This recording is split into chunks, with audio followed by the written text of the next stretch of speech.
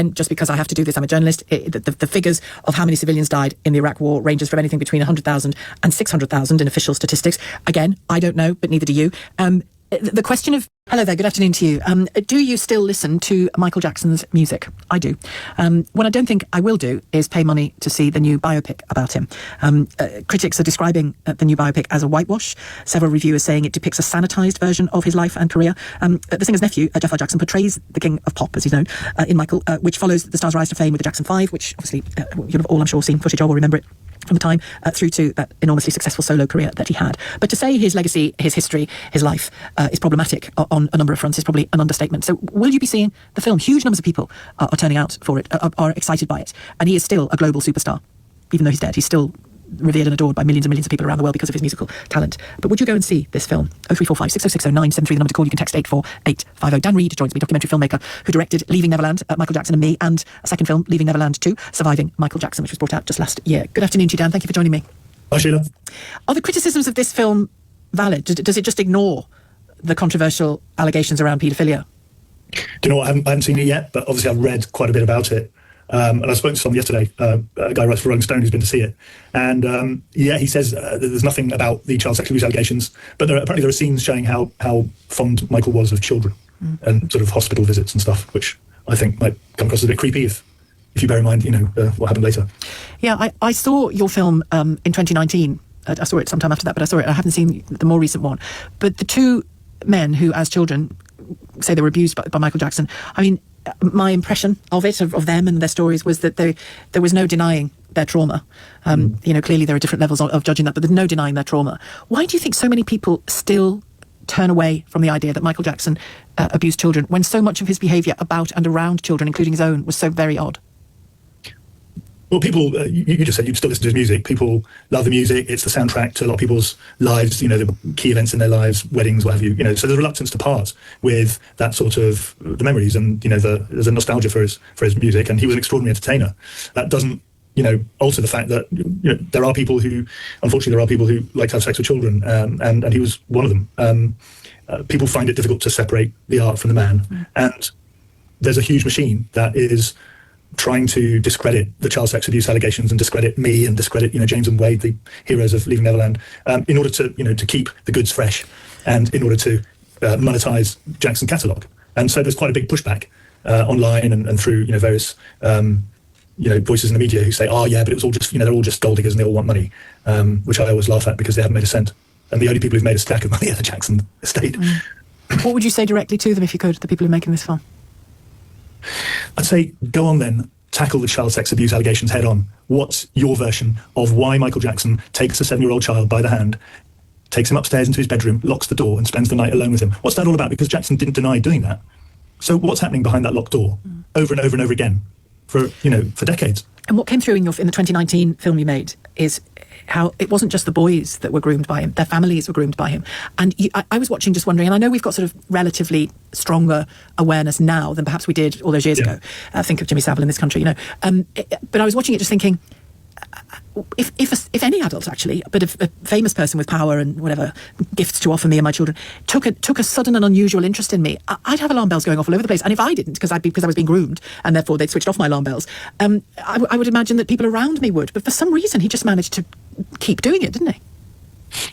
Yeah, he kind of hypnotised the parents. I think Wade's dad had misgivings, but he hypnotised the parents. He was very, he was even sort of talking to, he was really focused on the mums and kind of not sexually, but sort of seduced them as a personality. He'd go around to spend time at their house. You live in you're an ordinary suburban family. Let's say you're living in Enfield, let's say, and Michael Jackson comes round and is one of the kids. He spends the night and he's all, and this is Michael freaking Jackson. I mean, it blew their minds. They were like, this is a miracle. And he was very nice and he was very kind and he, all this.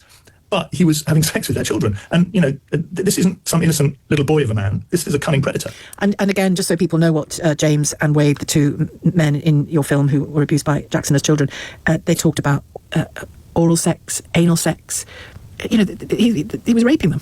Yeah. I mean, it's like, this is it. You look at people like Jeffrey Epstein and Savile, and what they did was terrible. But this is little children. It's really bad. It's really distasteful. And for a movie to come out which portrays Jackson's fondness for children as something benign, which I believe it does. I think that's scandalous. You've made some comparisons there, not least with Jeffrey Epstein, who's obviously in the news a lot still, rightly. It's not a competition, of course, abuse, but do you think, seeing all of that attention on that particular story, do you think Michael Jackson ranks right up there, worse than? How do you calibrate that in your own mind? Again, what Jackson did was cause immense pain and harm to very little children. If there's a sort of, a list of bad, extremely bad, I think he's in the extremely bad section because hurting little children is something that no one, however otherwise evil it may be, there's no justifying it, there's no excusing it, and it's sort of, there's a reason that pedophiles get beaten up in prison, in a prison full of murderers and rapists, and they are considered to be the worst of the worst. And I think in our culture we consider people who do harm to little children as the worst of the worst, and therefore that's where I would place Michael Jackson. Have you had any conversations with Wade and James, two of his victims, about this film, this new film? Just a couple of cursory texts. They're obviously not thrilled. I think they appreciate the fact that I'm out and about in the media defending the film, reminding people that it's not quite that simple as enjoying a jukebox movie. There's other things involved, but it's astonishing that people wouldn't go and watch a movie about the good deeds of Jimmy Savile and the charitable and the knighting of Jimmy Savile, and wasn't it great and all that? All his marathons and all that. Yeah. Without ever mentioning the fact that he was a serial rapist of children. I mean, this is quite serious potatoes. Now, Jackson and the people who made this movie are clearly living in a sort of parallel reality where it's all okay, and that sort of Hollywood, reality distortion field where it's Michael Jackson. Like, come on. It makes me sad. You made that comparison there between Epstein and Jackson. We've seen in the case of Epstein only some of the sort of protective machinations that people attempt to place around themselves and each other so that they're not found out. Are you saying to me that is ongoing now, even though Michael Jackson is long dead, that the protection of his reputation, if it's still protectable, is still really active? Is it like a little industry of its own, is it?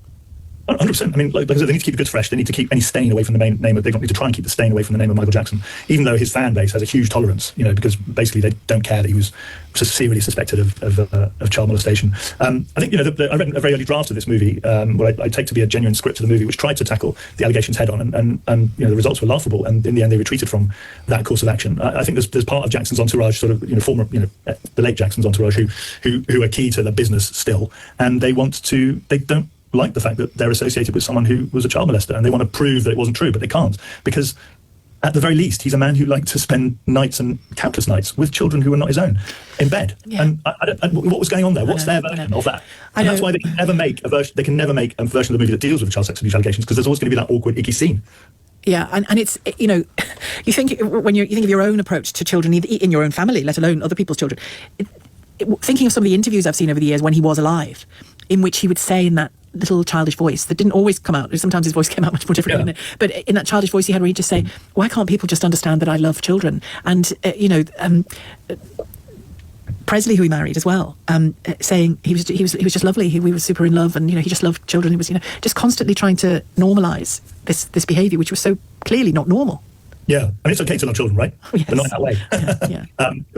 Spend time with kids, build them a fun fair, have a lovely day, and then at the end, in the evening, give little Johnny back to his parents, because that's the only way. That's the only decent thing to do. I began by saying I still listen to his music. By that I mean no. Well, you might have actually. I listen to it. I don't sort of actively go, "Oh, must listen to Thriller, the whole album," or anything like that. But if it comes up, I'd still enjoy it, and it's obviously very redolent of my teen years and that kind of thing. But I certainly wouldn't choose to go see this film. I choose to watch your film about it, examining it, but I wouldn't choose to go see this film that clearly sanitises his life. What do you think of people who are turning up to watch the film?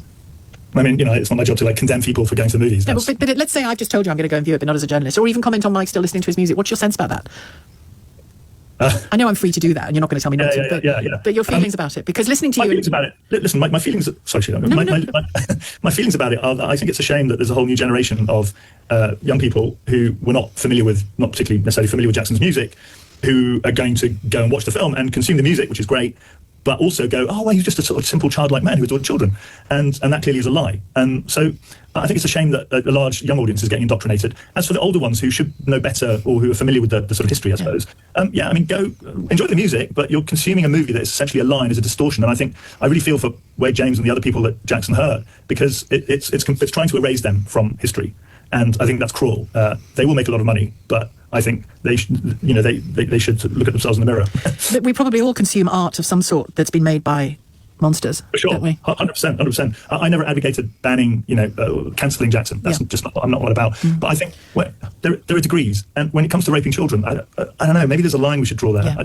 It's up to every individual, but to me, that's pretty bad. You may well have changed my mind, Dan, but about the music when it comes on. Pleasure to talk to you. Thank you very much indeed. Dan Reed, a documentary filmmaker who directed Leaving Neverland, Michael Jackson and Me. If you haven't seen it, I would recommend it, and I must seek out the one he made last year, Leaving Neverland 2, Surviving Michael Jackson. Lots of you want to talk about this. I'll get to your calls in a moment. It's 3:18. Tom Swarbrick.